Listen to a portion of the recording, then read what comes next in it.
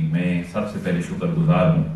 اپنے استاد محترم استاد الاساتذہ ڈاکٹر محمد ہمایوں عباس شمس صاحب کا، ڈاکٹر محمد اکرم ورد صاحب کا، علامہ نظامی صاحب کا، جملہ دیگر وہ سارے رفقائے کار جو ان محافل کا اور ان تقریبات کا انعقاد کرتے ہیں کہ انہوں نے مجھے موقع فراہم کیا آپ کے سامنے گفتگو کرنے کا۔ اللہ تبارک و تعالی حضرت مجدد پاک کا فیضان امت کے لیے جاری اور ساری فرمائے۔ تو 10 منٹ مجھے دیے گئے جس میں سے 8 منٹ باقی ہیں، کوئی حرج نہیں، میرے لیے سعادت ہے سر میں اتنی ساری گفتگو بھی سامنے کر لوں اہل علم کے۔ تو قرآن مجید فرقان حمید سے جو استدلال حضرت مجدد پاک نے کیا، اس حوالے سے سب سے پہلے تو یہ بات ایک ابتدائی سی اور سطحی سی بات کہ تمام صوفیاء کرام، آج ہمارے اوپر ایک اعتراض ہوتا ہے کہ یہ اور جو جنریشن اب آگے جا رہی ہے ماڈرن ایجوکیشن کے حامل، وہ صوفیاء کرام کی جو طرز فکر اور عمل ہے وہ اس سے کچھ شک اور شبہ کے اندر مبتلا ہے۔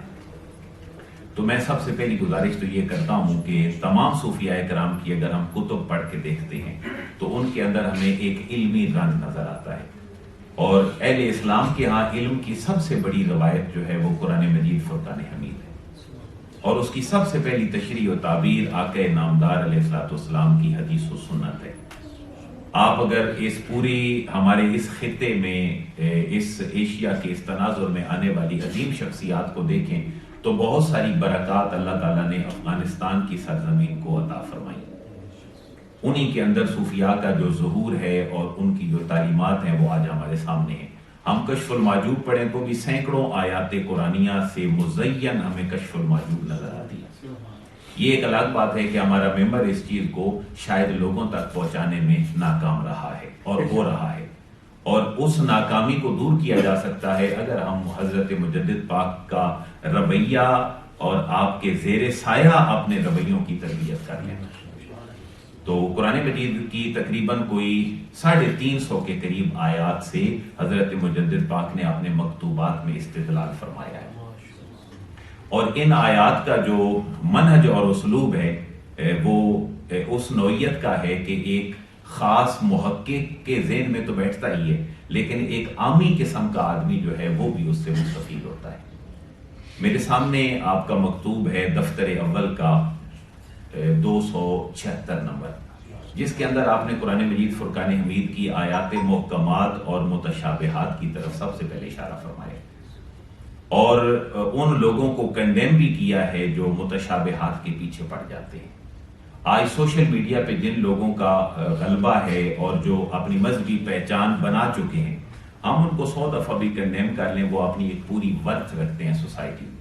لیکن وہ قرآن کے متشابہات کے پیچھے بھی شاید ہوں تو کچھ بہتری کی طرف ہم جا رہے ہوں، لیکن وہ ان متشابہات کے پیچھے امت کو لگا رہے ہیں جو متشابہات ہمارے قرآن کے نہیں ہیں، حدیث کے نہیں ہیں، بلکہ فقہا کی ایک آراء کی حیثیت رکھتے ہیں۔ جس حوالے سے ہمارا پہلے دن سے دعویٰ ہے کہ ایک فقیہ کا اجتہاد ہمارے نزدیک کبھی بھی ڈیوائن اور وحی کی حیثیت نہیں رکھتا، وہ مجتہد کی ایک رائے ہے،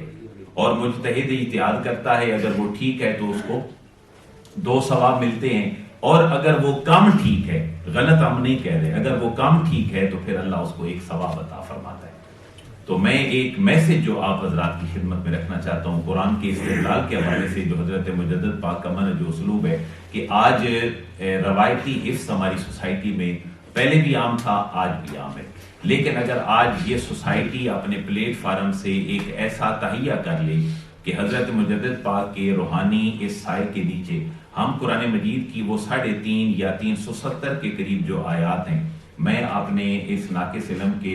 بہاف پہ یہ عرض کرتا ہوں، اگر وہ 370 آیات کا حفظ اور ان کا ترجمہ، تشریح اور تفسیر ہم الگ سے کر کے اپنی سوسائٹی کے بچوں کو یہ حفظ بھی کرا دیں، میں یقین دہانی سے آپ کو کراتا ہوں اور یقین سے یہ عرض کرتا ہوں ہماری نوجوان نسل گمراہی سے بچ جائے گی۔ اور صرف اتنی، زیادہ نہیں، صرف اتنی احادیث جتنی احادیث حضرت مجدد پاک نے کوٹ کی ہیں اپنے مکتوبات شریف میں، اگر ہم وہ ساری بھی اپنے عوام تک پہنچا دیں تو میں یقین سے کہتا ہوں ہماری عوام کبھی گمراہ نہیں ہو۔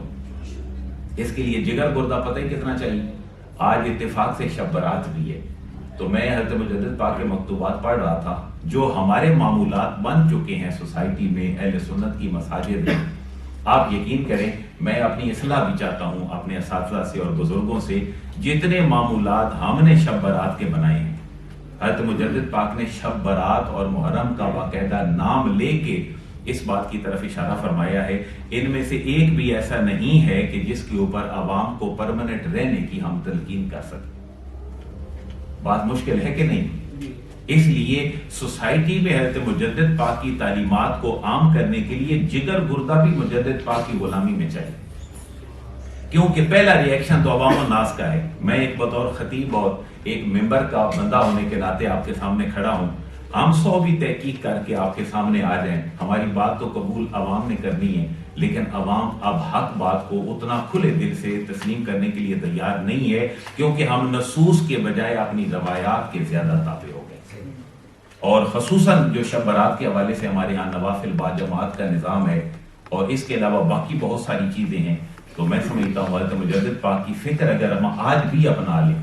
تو میرا خیال ہے ہم ایک اسلام کے اس اعتدال والے منہج کے اوپر ہوں گے کہ جس کا فیضان تھا حضرت مجدد پاک کا کہ تقریباً 150 سال بعد اس خطے میں ایک شخصیت پیدا ہوتی ہے جو قرآن مجید کا باقاعدہ سے ترجمہ کر کے لوگوں کو قرآن سے متعارف کرواتی ہے. کون سی شخصیت؟ حضرت شاہ ولی اللہ. یہ فیضان ہے حضرت مجدد پاک رحمۃ اللہ تعالی علیہ کہ قرآن کے علوم و معارف ہمارے سامنے آئے. تو میں کچھ بہت ساری باتوں کا ایک سم اپ اور خلاصہ آپ کی خدمت میں یہ پیش کر پایا ہوں کہ جو قرآن کی تعلیمات حضور مجدد پاک نے اپنے مکتوبات میں اشارتاً کہی ہیں، آپ یقین کریں صرف ان پہ بھی ہم اگر اپنا علمی رسوخ مضبوط کر لیں تو میں کہتا ہوں صوفیاء کی یہ تعلیمات تمام صوفیاء کی تعلیمات کا ایک نچوڑ. اللہ تعالیٰ سے دعا یہ ہے کہ ممبر و معراج پہ گفتگو کرنے والے لوگ اور جو اس فکر کے حامل لوگ ہیں ہمیں حضرت مجدد پاک کی فکر کی خیرات صحیح معنوں میں نصیب فرمائے اور اس کو عوام تک ڈیلیور کرنے کی بھی توفیق نصیب فرمائے.